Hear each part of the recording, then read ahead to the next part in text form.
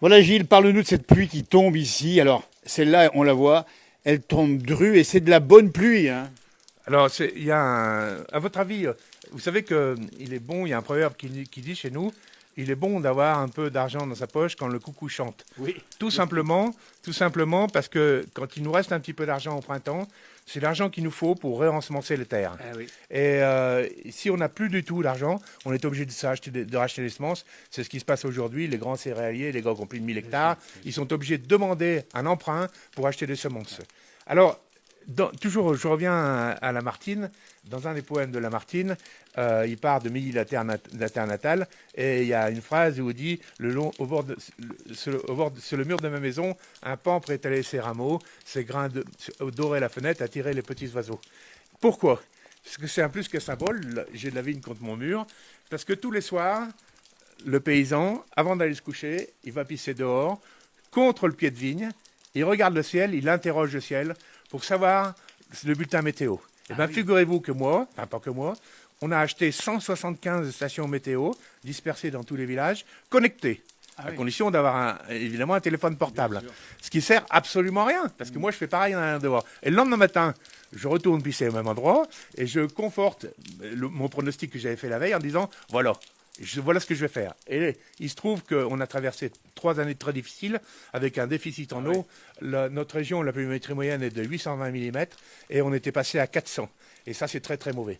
Et là, vous connaissez aussi Jacques Brel qui dit il existe des terres brûlées qui donnent plus de blé qu'un meilleur avril.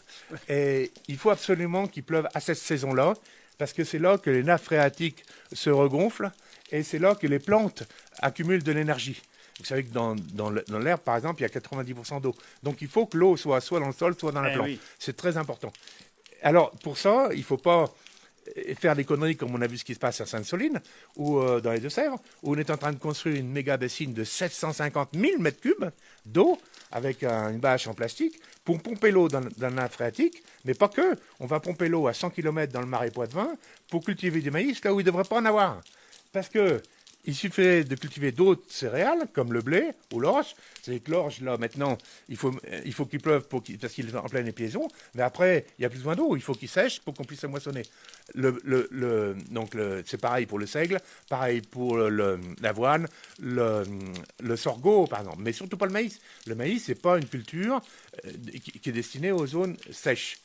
Et donc, je pense, de toute façon, vous savez qu'il y a deux types d'agriculture. Il y a une agriculture industrielle qui se permet n'importe quelle fantaisie sans soucier, sans se préoccuper de l'avenir de la planète, et une agriculture dite paysanne qui existe depuis la nuit des temps, où ces paysans-là, même s'ils n'ont pas été à l'école, mais ils n'ont pas fait les ni Sciences Po, ils ont cette sagesse, cette manière d'observer le ciel, d'observer la terre, de savoir que c'est aujourd'hui qu'il faut faire tel ou tel travail, Voilà. et pas la veille, et surtout choisir en fonction des conditions météo l'assolement qu'ils vont prévoir. Et non pas Absolument. en fonction des techniciens de la Chambre d'agriculture ou même des géants de l'agroalimentaire comme Cargill, Unilever ou la coopérative InVivo, par exemple. Voilà. Alors, tu dis aussi qu'il vaut mieux une pluie comme ça qui tombe droite et douce qu'une pluie froide, hein. Alors, la particularité des Mâconnais, c'est pour ça que j'invite, c'est une région touristique, le Mâconnais, toute la Saône-et-Loire, il y a 600 châteaux, hein, par exemple. Et la particularité, c'est que vous voyez, il n'y a pas de vent du tout. Regardez l'arbre, il n'y a pas une feuille qui bouge. Comme si les plantes remerciaient le ciel de cette aubaine, de cette eau qui tombe du ciel. Et l'eau tombe, vous voyez, les gouttes tombent droites et chaudes. Comme si, vous savez, quand vous recevez une calotte, c'est très désagréable. Mais quand une jolie femme vous caresse la joue, c'est autre chose.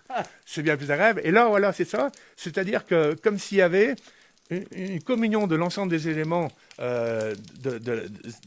du site qui fait que tout le monde, ensemble, œuvre pour produire quelque chose. C'est très, très important. Et chose qui n'existe pas dans les régions où il y a beaucoup, beaucoup de vent. Absolument. Chez nous, non. Alors, le problème de sécheresse, il est visible. Moi, j'ai beaucoup de forêts aussi. Et actuellement, j'ai jamais fait de coupe rase, moi, jamais. Hein. Et j'essaye de préserver la biodiversité au mieux. Et rien qu'en coupant les arbres morts, j'ai suffisamment de bois pour me chauffer.